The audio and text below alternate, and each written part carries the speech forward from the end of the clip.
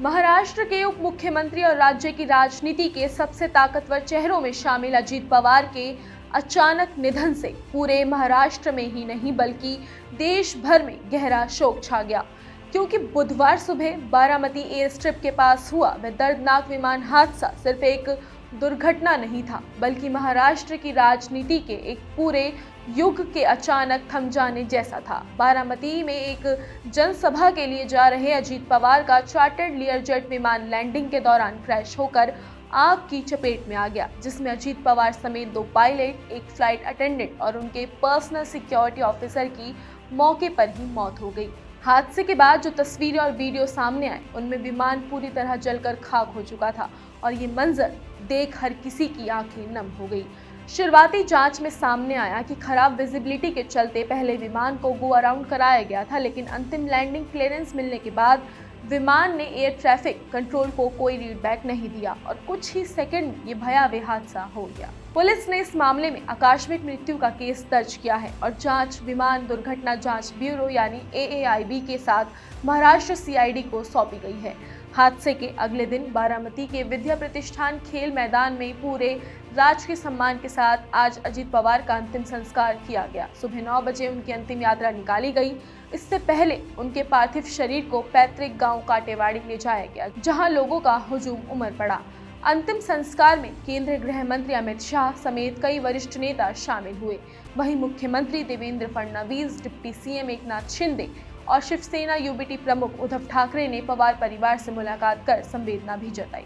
ये दृश्य इस बात का गवाह था कि अजीत पवार सिर्फ एक पार्टी या गुट के नेता नहीं थे, बल्कि महाराष्ट्र की राजनीति के एक ऐसे स्तंभ थे जिनकी मौजूदगी हर खेमे को स्वीकार थी। 22 जुलाई 1959 को महाराष्ट्र के अहमदनगर जिले में अपने दादा दादी के घर जन्मे अजीत पवार राष्ट्रवादी कांग्रेस पार्टी के संस्थापक और दिग्गज नेता शरद पवार के बड़े भाई अनंतराव पवार और आशाताई पवार के पुत्र थे। उनके पिता V शांताराम मुंबई के मशहूर राजकमल स्टूडियो में काम करते थे। यानी अजीत पवार का बचपन राजनीति और सार्वजनिक जीवन के माहौल में बीता। चाचा शरद पवार की सियासी छाया उनके ऊपर शुरू से ही रही, लेकिन अजीत पवार ने हमेशा कोशिश की कि वे सिर्फ शरद पवार के भतीजे के रूप में नहीं बल्कि अपनी अलग पहचान के साथ जाने जाएं। उनका विवाह सुनेत्रा पवार से हुआ, जिनसे उनके 2 बेटे जय और पार्थ पवार हैं और पार्थ पवार ने भी आगे चलकर राजनीति में कदम रखा।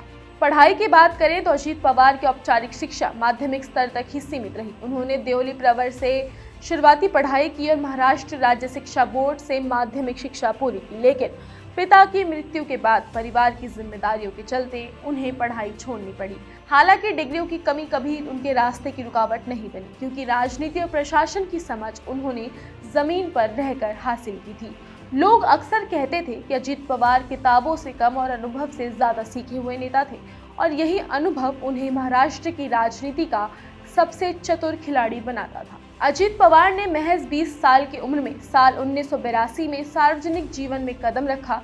राजनीति की शुरुआत उन्होंने सहकारिता क्षेत्र से की, जो महाराष्ट्र की ग्रामीण राजनीति की रीढ़ माना जाता है। वे एक सहकारी चीनी मिल के बोर्ड के लिए चुने गए और यहीं से उनकी जमीनी राजनीति की असली ट्रेनिंग शुरू हुई। 1991 में वे पुणे जिला केंद्रीय सहकारी बैंक के अध्यक्ष बने और करीब 16 वर्षों तक इस पद पर बने रहे। सहकारिता क्षेत्र में उनकी पकड़ इतनी मजबूत हो गई कि गांव-गांव में उनका नाम पहचाने जाने लगा और यही उनकी सबसे बड़ी सियासी ताकत बनी। 1991 में अजीत पवार ने बारामती लोकसभा सीट से पहली बार चुनाव लड़ा और संसद पहुंचे। हालांकि बाद में उन्होंने ये सीट अपने चाचा शरद पवार के लिए खाली कर दी। उसी साल वे बारामती विधानसभा सीट से विधायक भी चुने गए और इसके बाद ये सीट उनकी सियासी पहचान बन गई। 1991 से लेकर 2024 तक वे लगातार 8 बार बारामती से विधायक चुने गए। 1995, 1999, 2004, 2009, 2014, 19 और 2024 में उनकी जीत ने यह साबित कर दिया कि बारामती में उनकी पकड़ कितनी गहरी थी। नवंबर 1992 में फरवरी 1993 तक वे कृषि और बिजली राज्य मंत्री रहे और इसके बाद उन्होंने पीछे मुड़कर नहीं देखा।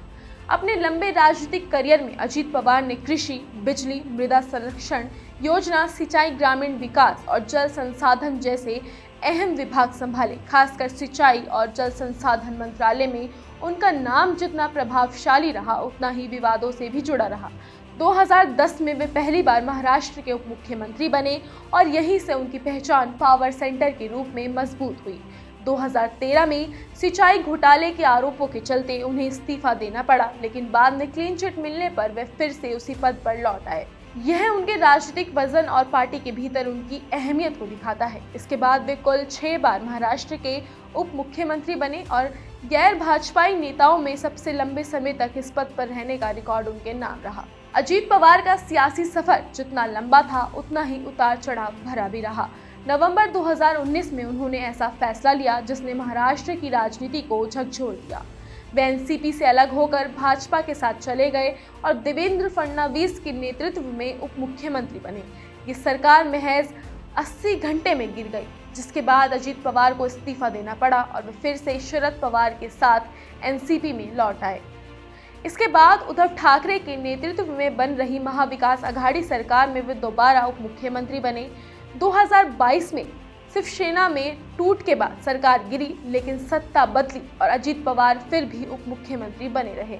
2023 में उन्होंने एक बार फिर शरद पवार से अलग होकर भाजपा और एकनाथ शिंदे की शिवसेना के साथ हाथ मिला लिया और चुनाव आयोग में उनकी अगुवाई वाले गुट को असली एनसीपी और घड़ी चुनाव चिन्ह दे दिया। अजीत पवार ने पृथ्वीराज चौहान, देवेंद्र फडणवीस, उद्धव ठाकरे और एकनाथ शिंदे 4 अलग अलग मुख्यमंत्रियों के साथ उप मुख्यमंत्री के रूप में काम किया, लेकिन मुख्यमंत्री की कुर्सी उनसे हमेशा एक कदम दूर ही रही। खुद अजीत पवार ने एक बार खुलकर कहा था, अगर मैं शरद पवार का बेटा होता तो मुझे मुख्यमंत्री बनने का मौका मिल जाता। ये बयान सिर्फ उनकी व्यक्तिगत पीड़ा नहीं बल्कि महाराष्ट्र की राजनीति की जटिल सच्चाई को भी बयां करता है। तमाम अनुभव, स्वीकार्यता और सत्ता की समझ होने के बावजूद वे कभी सीएम नहीं बन सके, लेकिन कोई इस बात से इनकार नहीं कर सकता था कि उनकी धाक हमेशा मुख्यमंत्री के बराबर ही रही। उनके अचानक निधन के बाद अब सबसे बड़ा सवाल यही है कि एनसीपी और महाराष्ट्र की राजनीति का आगे क्या होगा। क्या अजीत पवार और शरद पवार के गुट एक होंगे या पार्टी एक बड़े नेतृत्व संकट का सामना करेगी? अजीत पवार के बाद पार्टी में ऐसा कोई चेहरा नजर नहीं आता जिसकी पकड़ पूरे राज्य में वैसी हो। उनकी पत्नी सुनेत्रा पवार राज्यसभा सांसद हैं, लेकिन प्रशासनिक अनुभव सीमित है। प्रफुल्ल पटेल, सुनील तटकरे और छगन भुजबल जैसे नेता मौजूद हैं, लेकिन दादा जैसी जमीनी स्वीकार्यता किसी के पास नहीं दिखती।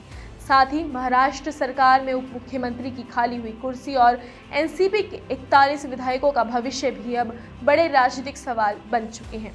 अजीत पवार का जाना सिर्फ एक व्यक्ति का जाना नहीं है, बल्कि महाराष्ट्र की राजनीति के एक पूरे अध्याय का अचानक बंद हो जाना है। वे कभी मुख्यमंत्री नहीं बने, लेकिन सत्ता के हर समीकरण में उनकी भूमिका निर्णायक रही। वे विवादों में भी रहे, सत्ता के केंद्र में भी, आलोचना के घेरे में भी और समर्थकों के दिलों में भी। अब सवाल आपसे है, क्या महाराष्ट्र की राजनीति फिर कभी ऐसा नेता देख पाएगी जो हर सरकार में जरूरी हो, हर सत्ता संतुलन का केंद्र हो, लेकिन खुद सबसे ऊंची कुर्सी तक ना पहुंच सके? शायद यही सवाल अजीत पवार की विरासत को और भी गहरा और जटिल और यादगार बना देता है। इसके साथ ही वे एक सवाल अपने पीछे छोड़ गए।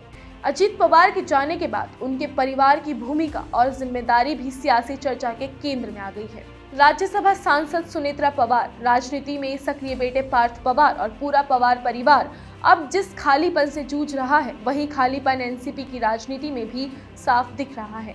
ऐसे में सवाल उठते हैं कि क्या परिवार के किसी सदस्य को आगे लाया जाएगा या पार्टी किसी बिल्कुल नए चेहरे पर दांव लगाएगी?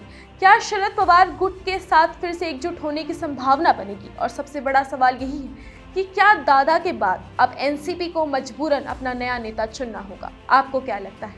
हमें कमेंट्स कर जरूर बताएं।